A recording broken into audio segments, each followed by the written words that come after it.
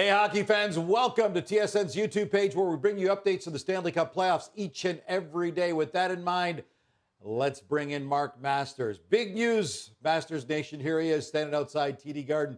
Mark, it's a travel day in the series with the Leafs and the Bruins. They're all even at one game apiece. We'll look back at what happened in game number 2, look ahead to game number 3 in a moment. But first, everybody wants to know, any news on William Nylander? Is Sheldon Keefe giving you any hints at all? Well, he's giving an answer instead of just 2 words, so I guess that's progress on that front. But there's no practice today. No one's on the ice, so there's really no update. Sheldon Keefe says we're not doing much of anything. All the coach would say is he's a possibility to play in Game 3, which has kind of been the talking point with all the injured guys. So we really won't know. Probably we won't have a better sense of Nylander's status until the team takes the ice on Wednesday morning in Toronto when they get home from this pretty long road trip, which started more than a week ago in Florida. So not much to give you today, but a possibility, I suppose, William Nylander for Game 3. All right, give me a sense of what the team is feeling right now. Leafs Nation is all jacked up because the series is all even at 1. You got the split in Boston, so there's a good feeling there. But Leafs fans have been fooled in the past, thinking they're in control against Boston. I'm not going to bring up the reminders. That's just too nasty a memory for Toronto Maple Leaf fans. What's the belief factor right now? Does this feel any different this time around with what you saw in Game 2 versus the opener? Frankly, it's just been pretty much level, even-keeled for the Leafs. Even after Game 1, did not sense any panic. They were saying all the right things. Obviously, they weren't happy with some of the mistakes they made, but they truly feel like they played pretty well in Game 1, 5-on-5. Obviously, the special teams battle went against them, but they didn't panic. They like what they did a lot in Game 2. Obviously, when Austin Matthews goes MVP mode like he did, they're feeling pretty good about that. And yeah, like a light mood. They're good. They're happy to be going home, Gino.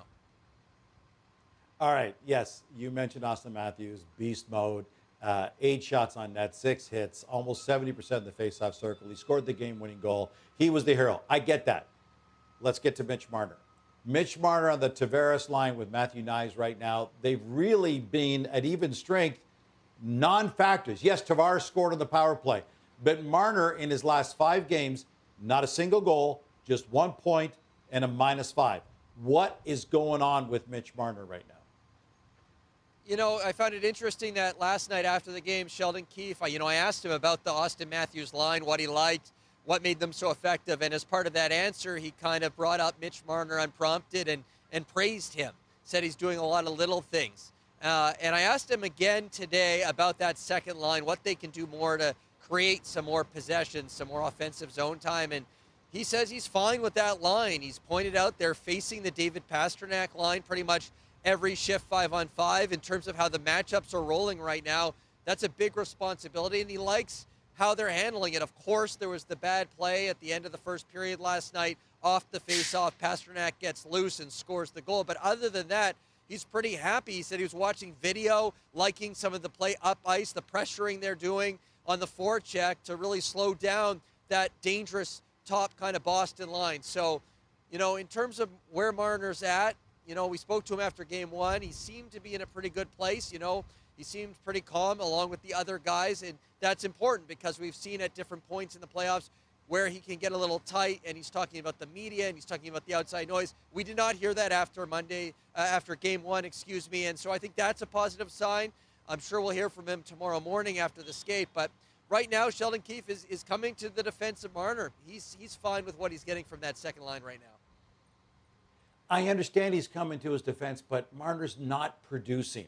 In the back of Marner's mind, and he's not going to say this publicly, is he desperately trying to get back on Austin Matthews' line? Or does he have to accept the fact that right now Domi, like we saw in game number 2, is a big part of Matthews' success right now, and he understands you got to leave well enough alone? Yeah, I mean, listen, the way that top line played down the stretch when Mitch Marner got hurt in this building here behind me, back in early March, right before the trade deadline, and Domi eventually moves up to Matthews' wing and they take off. The way that line's going, the way they played in Game 2, I think everyone understands you're gonna keep riding that and keep giving Austin Matthews offensive zone starts, really trying to maximize a 69-goal guy, even as good as Matthews is defensively. And Marner's going to have to eat some tough minutes beside the captain. We did see down the stretch in game two, Marner getting some shifts beside Austin Matthews. Sheldon Keefe finding those shifts for him to kind of mix things up. Obviously, understanding that the second line was having some issues in that game and trying to play the matchup game against Jim Montgomery. So I think everyone, I mean, with the way that Matthews line is going, you don't want to tinker too much with that. And they have faith that Marner can get going here. What about you, Samsonov? They wanted to give Samsonov another kick at the can. We talked about how long his leash was, and Samsonov delivers. Every time people are starting to write him off, he comes back and bounces back.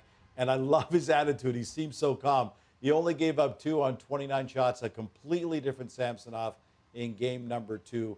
What are you hearing from him that makes you think that he has actually found his game? Yeah, I loved what I heard from him after game one, how he's still confident. And he said, look what happened the last 3 months, okay? I'm a confident guy. Why would I have my confidence shaken even though these last 3 games, a lot of goals have gone in? It doesn't feel like the Leafs ever truly considered going to Joseph Woll in game 2. Samsonov was their guy, and he rewarded that faith. And I like what John Tavares said after game 2, is that performance in a lot of ways kind of mirrored the whole season for Samsonov. It maybe doesn't start great. You know, you have that sequence at the end of the first where he kind of tries to play the puck. He misses it at first. It ends up being a play where he takes a puck off the side of the helmet. It looked to be a little bit in pain there for a moment. And then seconds later, Pasternak blows one by him. And he recovers, he regroups, and he slams the door shut the rest of the way and makes that amazing save on Brad Marchand early in the third period when the game was still hanging in the balance there. So I think they like what they've seen from Samsonov. They've seen enough down the stretch in this season to believe that the adversity he dealt with early has made him stronger and helped him now bounce back when he's had a tough moment or two. All right, Bruins goaltending now. Swayman was outstanding in the opener. He sat and watched game 2.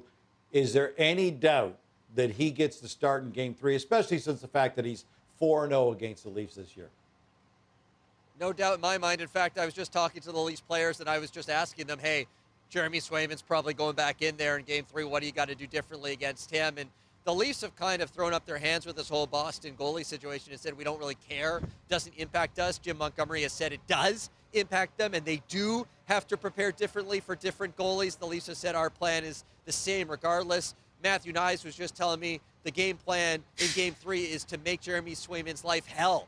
They really want to live inside the blue paint. They know this guy has had success against them, and they want to get to him right away. And that's what they're going to have to do, because as much as you can second guess the decision to go to Linus Ullmark in game 2, what it does create is a situation where the Bruins lose, but now Swayman wasn't involved in that game. His confidence is indented. You go right back to him in game 3, and it gives you a chance to kind of feel like you've got some momentum in net because you know Swayman's had the Leafs number this season. So, yeah, I don't have any doubt we'll see Swayman. It will be Swayman versus Samsonov in game 3. Actually, Gino, it's kind of nice to not have to worry about the goaltending storyline heading into a game in the playoffs in this series.